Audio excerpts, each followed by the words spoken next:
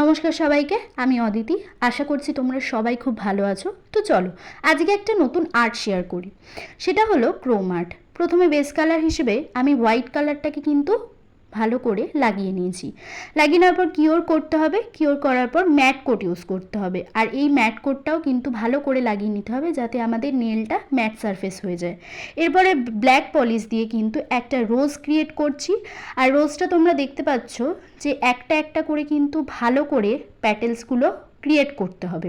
আর এই প্যাটেলসগুলো কিন্তু একটার সাথে একটা লেগে না যায়, লেগে গেলে কিন্তু ভালো করে রোজটা ক্রিয়েট হবে না, এবং যখন আমরা ক্রোমটা ইউজ করব তখন কিন্তু লেগে যাওয়ার চান্সেস রয়েছে।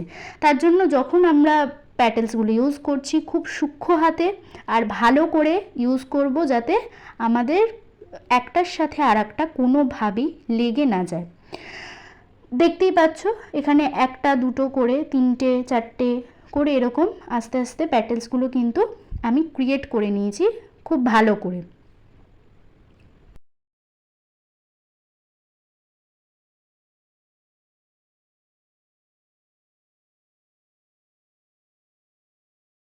প্যাটেলসগুলো ভালো করে ক্রিয়েট করার পর আমি নিচে দুটো লিফ আঁকছি।